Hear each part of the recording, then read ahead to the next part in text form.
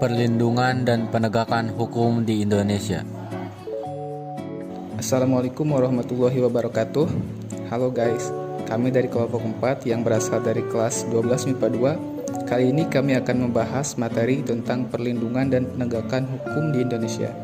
Tapi sebelum masuk ke materi, saya akan memperkenalkan anggota kelompok 4. Kelompok 4 terdiri atas Angga Ardiansyah, Kemala Dwi Lestari Prasetyo, Laras Puspita Dewi, M. Raihan Aulia, M. Ridho Rahman, Nur Rahman Saleh, dan Siti Rosita. Bab 2. Perlindungan dan penegakan hukum di Indonesia.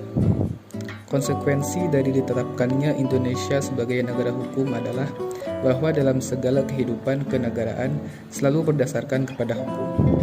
Untuk menjaga dan mengawasi hukum berjalan dengan efektif, maka dibentuklah lembaga peradilan sebagai sarana bagi masyarakat untuk mencari keadilan dan mendapatkan perlakuan yang semestinya di depan hukum. A. Hakikat perlindungan dan penegakan hukum. 1. Konsep perlindungan dan perlindungan hukum. Apa sebenarnya perlindungan hukum itu?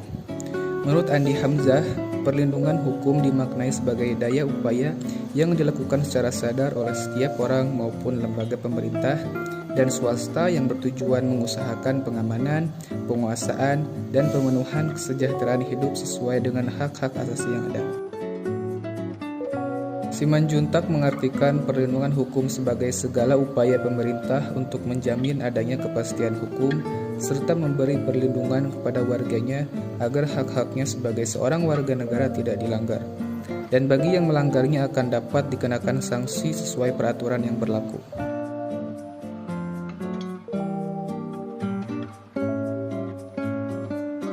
Suatu perlindungan dapat dikatakan sebagai perlindungan hukum apabila mengandung unsur-unsur berikut. Yang pertama, adanya perlindungan dari pemerintah kepada warganya, jaminan kepastian hukum, berkaitan dengan hak-hak warga negara, kemudian adanya sanksi hukuman bagi pihak yang melanggarnya. Penegak hukum merupakan syarat terwujudnya perlindungan hukum. Kepentingan setiap orang akan terlindungi apabila hukum yang mengaturnya dilaksanakan baik oleh masyarakat ataupun aparat penegak hukum. 2. Pentingnya perlindungan dan penegakan hukum.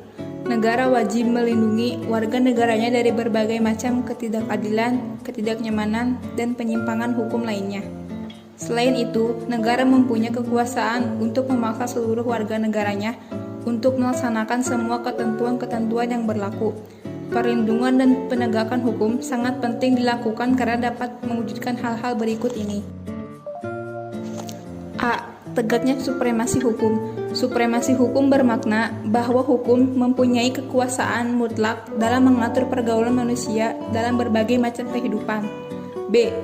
Tegaknya keadilan. Setiap warga negara dapat menikmati haknya dan melaksanakan kewajibannya merupakan wujud dari keadilan tersebut.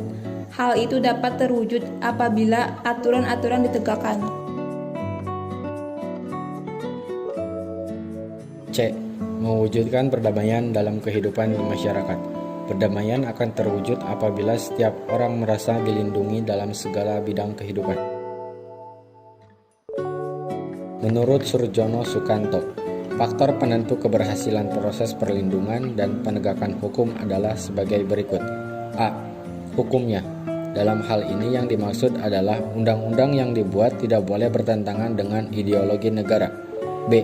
Penegak hukum, yakni pihak-pihak yang secara langsung terlibat dalam bidang penegakan hukum. Penegak hukum harus menjalani tugasnya dengan hak sesuai dengan perasaannya masing-masing yang telah diatur dalam peraturan perundang-undangan.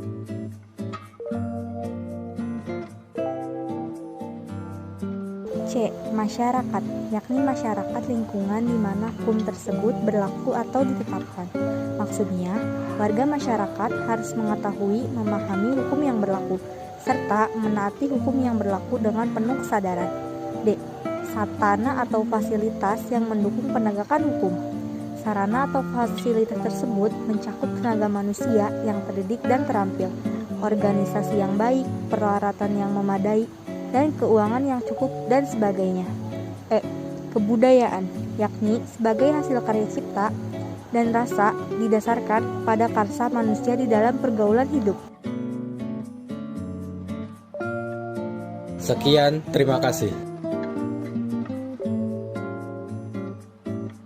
Apakah ada yang ingin ditanyakan?